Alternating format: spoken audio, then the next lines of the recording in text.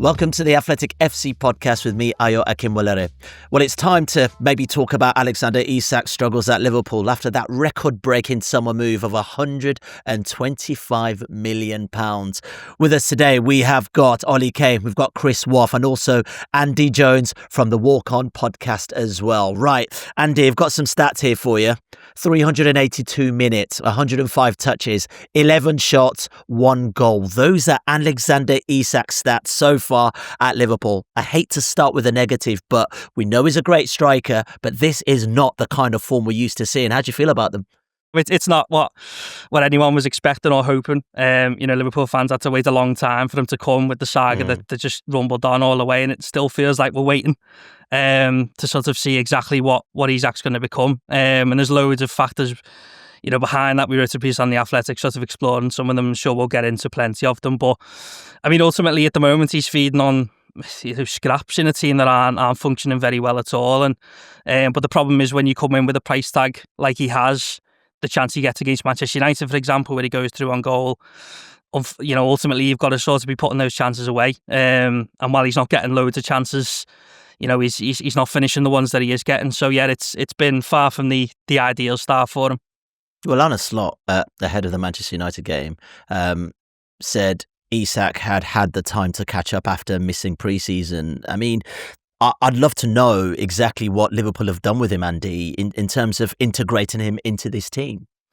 I mean, the main thing is that they've been playing him ultimately, because they could have sort of fed him in, but they've tried to give him as much football as possible. I think the general feeling is he's settled well. He's got in with the group of players. I think Van Dijk's been quite important in trying to help him settle, and he threw himself into the fitness program that Liverpool sort of set up for him to try and get him up to speed as quickly as possible. But yeah, because he was training at Sociedad. He was also training at Newcastle before the move, wasn't he? Yeah, exactly. Like he's had no pre-season, and Slot was very, very keen to point that out. I mean, he said, we've not signed him for 6 weeks, we're signing for 6 years type thing. And there was an expectation that it would be, might be slow to start off with, and he does get a goal against Southampton, and you think maybe that's, he's going to kick off on from there. But sort of Liverpool's general problems have not helped them. Ultimately they've gone behind in the first 15 minutes of the last 4 games, and that never helps. It's never helpful when you're trying to build attacks and against teams who've now can sit in on a 1-goal lead, and we've got something to really hold on to and take less risks and stuff like that. So it can be trickier, but yeah, ultimately they've tried to integrate him as quickly as possible and build the on pitch relationships by playing him. And I think the sense is now that he's at the level that they feel is close to, maybe not. It doesn't look like he's still fully sharp, but they feel like he's at the level now where it's a case of trying to build the on-pitch relationships now, and the sort of the not had the pre-season is sort of is now a less of a reason as to why he might be struggling.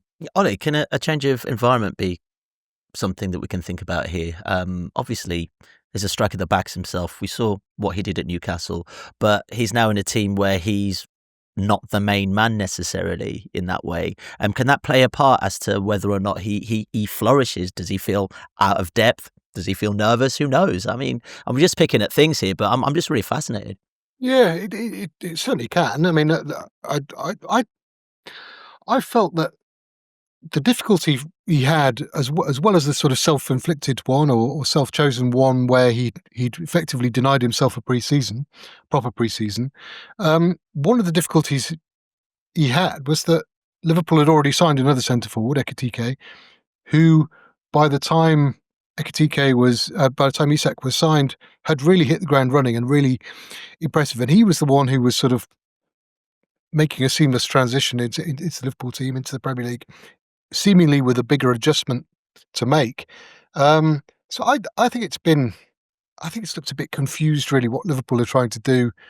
Not only, it looks slightly confusing on paper, but it looks more confused on the pitch in these opening weeks. Whether you had Florian Wirtz starting the first few games, and then the last few games he's been on the bench more.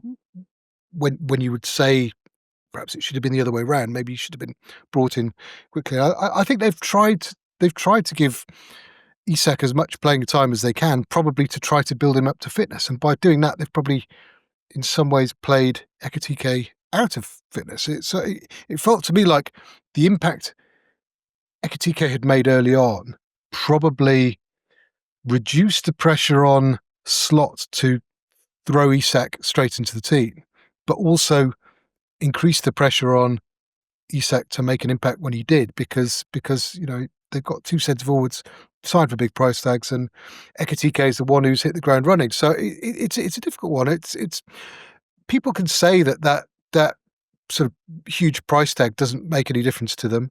But generally speaking, it always seems to, doesn't it? You look at the list of players signed for sort of 70 million plus in the Premier League. Look at Caicedo now, and he's really made a big impact at Chelsea. Declan Rice likewise, but Van Dijk probably the ultimate in terms of big impact straight away. But generally speaking, those players who sign for big money, they find it hard. Jack Grealish seemed to be somebody who spent all but about a few months at Man City looking like he'd be rather be a bigger fish in a smaller pond, and it can be difficult, not just the sort of external focus on a player, but the internal focus, what are teammates thinking, what are you yourself thinking. So there are numerous challenges for Isak, and it's not started the way anybody would have wanted, apart from perhaps Newcastle fans. Any lessons here, Chris, from how we started life at Newcastle? Because he didn't start all firing, did he? He didn't know. I'm not sure that the two situations are directly comparable, though. I mean, yes, he came as a club record signing for Newcastle, but he wasn't the Alexander Isak, this world-renowned striker, arguably one of the best in the world at that stage. He came in as full of promise, and he got an injury early on. Had Callum Wilson. It wasn't necessarily expected that he was going to immediately come in and hit the ground running in that same regard. So I think it's a different situation. Newcastle eventually built a team around him. I think that's what Liverpool. I haven't seen loads of Liverpool. When I have, the problem he's going to have, as you mentioned earlier, Mo Salah is going to get the ball in certain positions. It almost feels like that it's not set up for Isak and for releasing him in exactly that way. That's partly why Newcastle have struggled in attack post Isak. He was the final part of that jigsaw, and it was built to facilitate him. Now he's not there. Newcastle are trying to work out how to facilitate someone else and play a different way. Liverpool are obviously playing in a very different way, and it isn't just built for him. Jacob Murphy laid on 7 goals for Isak last season. It was the highest assist to striker to goal scorer combination, and that he needs to build those relationships again. Murphy was basically there to lay on Alexander Isak. So, no, I just don't think the situations are directly comparable. I do think that this is a lesson to be learned. That Isak himself, he may have felt he had to act in the way that he did to leave Newcastle, but he's also had a detrimental effect on his own fitness and his own time of hitting the ground running, because Newcastle regularly asked him if he wanted to come back to train, regularly asked him if he was playing games. He didn't want to do that, felt that he needed to push his way out of the club, but that has had a negative impact on his own physical fitness and on his ability to immediately step up to the highest level, which at Liverpool is even higher than Newcastle United. So yes, I just think it's a different situation, and it's one where he will come good in time because he's far too good a footballer. But I think that there could be a bit of a transition season for him in Liverpool in that regard. Yeah, who is feeding him, Andy? You look at Mo Salah on one side. We know he loves a goal. He does like to assist, but he's got an eye for goal. Gakpo, even at that game against Manchester United, he was the one hitting, the post, going in for those shots as well. I mean, is that quite difficult when you're a striker who obviously from a previous setup has people to feed you?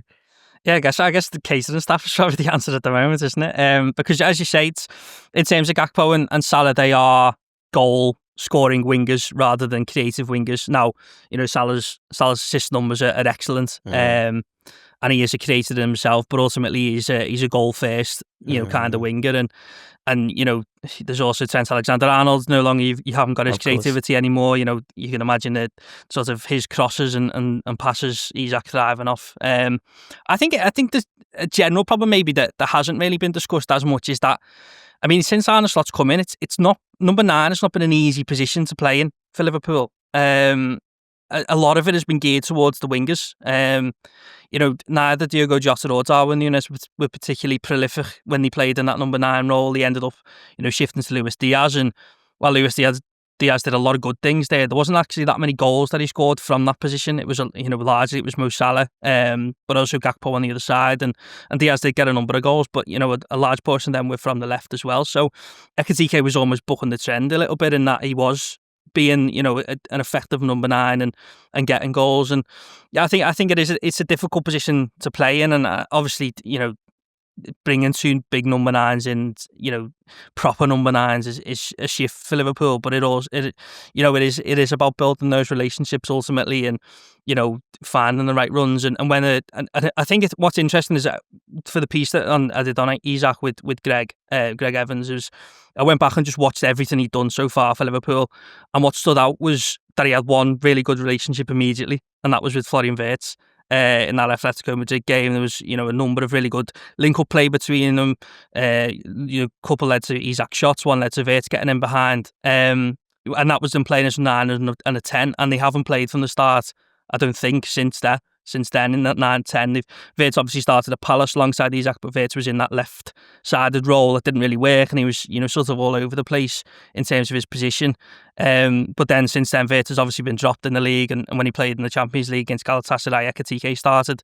But even in that Galatasaray game, the one chance that Isak gets is Wirtz created. So it feels like maybe that's where the answer might be, is that getting Florian Wirtz back into the team and consistently. It feels like that's where Liverpool, because they've took him out and they're not winning. So it's less of a Wirtz problem now. So it feels like, do you put him back in? Does that get Isak firing again? So I think there's loads of different things, and ultimately Liverpool feel that it is that in those building relationships, but there's a lot of relationships being built at the moment across the pitch. Salah's playing with a newer fullback, a different number 10, and all that. There's loads of new relationships being built, and that's what can happen when you change so much, is there can be too much change, and yeah, so there's loads of different things. But yeah, it's not the easiest to play as number 9 in a slot system. I think that's fair to say, and but you hope that, and you feel that the quality will eventually show through, and it'll all sort of work each other out, because they've got too many good players to sort of continue in this way. Okay, Andy, we better let you go. I know Liverpool have got Eintracht Frankfurt in the Champions League later on today, so good luck with watching that, and also in the Premier League as well. Brentford away. It's not going to be easy for Liverpool. No. Enjoy yourself, sir. Cheers. We should talk about Woltemade. I've really enjoyed watching him so far. You think about all the high-profile names that have gone to teams. He looks like the one that's actually firing. 5 goals in 9 games across all competitions, but not just offering goals. As we saw last night against Benfica, he's quite a good link-up player as well. Oh, he's a really good link-up player. I think he's more of a link-up player really than a goal scorer. He's not somebody who you would necessarily bank on scoring, Alan Shearer, Andy Cole type numbers in front of goal, but his link-up play really is excellent. That old cliche of great feet for a big man. Well, he's a big man, but he's got great feet for any player. You saw the little back heel last night. It's the beautiful flick at Brighton, but also anyone who watched him in the under-21 Euros or in the Bundesliga last season, he's got all of that in his locker. I think he finished out top scorer as well, didn't he? I think, yeah. Yeah, I believe so. But he's also got a lot of adapting to do, and he seems. What I think is really impressive about him, and this time last year he was sort of in and out of the team at Stuttgart. He moved, joined them from Werder Bremen, and he was probably on the he was on the bench more than he was in the starting 11 in the first few months of the season. Only really sort of forced his way into the starting 11 just before the winter break. So if you consider how far he has come in a really short space of time, I think it's really impressive that he, out of all of not out of all of them, but more than most of those big money striker signings in the summer, he's hit the ground running at his new club in the Premier League. Just to pick up on that, the one thing, Woltemade was not top of the list in terms of initially who Newcastle were looking to bring in this summer, but Woltemade, partly because they didn't think he was available, partly because they thought he may end up at Bayern Munich, but also because he is that different profile. But when he came in, the one thing, speaking to people before he even started playing at Newcastle, was that they were confident that he would be able to carry the price tag of being Newcastle's club record signing, of all the expectation that was there, just because of the way that he is. It's almost the sort of description they gave was because he's always been unorthodox in terms of the body type for his ability, and not what you'd expect from a centre forward or an attacking player in terms of being 6'6", but actually not dominant in the air, despite the fact that he scored a couple of really good headers early on at Newcastle, despite being sort of thin and tall. He's really good with his feet, and because he's just, it almost like brushes off that sort of, he doesn't take himself too seriously. He doesn't really feel the pressure in that sense, and you certainly get that from him. He seems very relaxed. He seems confident in what he can do without being arrogant. And the way that he took a penalty a couple of weeks ago was, I mean, it was, I've never really seen a technique like it. The sort of, it was almost like a golf swing to really put the ball in the very top of the net at some power, and that sort of sums him up. I think really that he's very confident and comfortable in his own skin, and that has probably helped with this rapid adaptation period he's had so far. Yeah, all the things you're saying there, I'm just thinking how he's connecting to the Newcastle fans. I was watching extended highlights of the match last night, and there were moments where he was there rousing the crowd up. That connection already, I guess, cult-like status is slowly emerging, isn't it, Chris? Oh, very much so. They have chance for him already, and they really do love and embrace that. And I think because he is different in some ways, or looks different, and plays in a completely different manner, usually fans will grasp on that. But because he also, I mean, he's really into fashion. He posts loads of things on Instagram about that. It just is some of his expressions and the way that he acts on the field. Yeah, he's very much already been adopted in that way. And I think also because of the way a lot of Newcastle fans felt beyond bruised by Alexander Isak's actions, their former hero, and how he left in the summer, to have someone who they can really engage with and embrace, I think that has helped him as well. And it's just been almost that perfect alchemy coming in at that period, and for Newcastle fans to really want to have a hero again. And because he started so well, that's only added to that. Quickly, Ollie, I just want to talk about this squad, and also, how important it is to keep predominantly the most of last season's players in this season. I know Newcastle aren't doing that well in the league so far, but that consistency has to be solid. That has to be good. Understanding how Eddie Howe wants to play, that real structure, that spine must be key to Newcastle moving forward. I think he's been building around a core that has worked really well for him over the last few years. And I think there's probably a balancing act where you can be in danger of being too reliant on the same core of players for a long time, or you can try and change too much too quickly. I think the Isak situation was so far from ideal. You don't want to be forced in that position. They were totally in a position of weakness there, and probably made the best of a really, really horrible, difficult situation. I like the direction that Newcastle have taken from the start under Eddie Howe, and I guess it's just a case of whether they can keep improving. And as I said, the Isak departure was very unhelpful. But if they can get more goals out of Woltemade and more goals out of Gordon and Barnes and Elanga, I think that will send them in the right direction, because their midfield, their defensive foundation, excellent. Yeah, that midfield's really important, isn't it, Chris? Just keeping hold of those key players, Gimares, Tonali, Joe Linton to a certain degree as well. Yes, and we've just written on The Athletic this afternoon, actually, that Sandro Tonali, who is the big question mark for a lot of Newcastle fans, that when he initially signed from AC Milan, he signed a deal until 2028, and the thought was that could there be another Alexander Isak situation with Tonali? Is he the one who Newcastle may end up losing in the not too distant future? Now, what we've revealed is that actually, when he was going to be suspended for 10 months for his gambling ban in 2023, he offered to take a voluntary pay cut, and also Newcastle extended his contract by another year to 2029. Also within that, there is a option to extend that by a further 12 months. So Newcastle, and it's in the club's favour, so Newcastle essentially have Sandro Tonali tied down till 2030. That doesn't stop talk of his future. That doesn't mean that someone else cannot offer him very high wages, potentially, that Newcastle can't match. He is one of their highest earners, but it does make the need to set time to a new deal slightly less. It isn't as immediate as it once felt, and it feels big for Newcastle that they managed to do that, and that's actually a positive move for them. And it actually happened 2 years ago in secret, but so that's hopefully a bit of a boost for Newcastle as they look to keep hold of Sandro Tonali, who's probably become their most important player. Yeah. All right. Let's bring the tone down slightly, Chris, as we talk about Newcastle's Premier League form right now, currently 14th in the table after the defeat against Brighton last weekend. From your honest perspective, where do you see the issues at right now with Newcastle?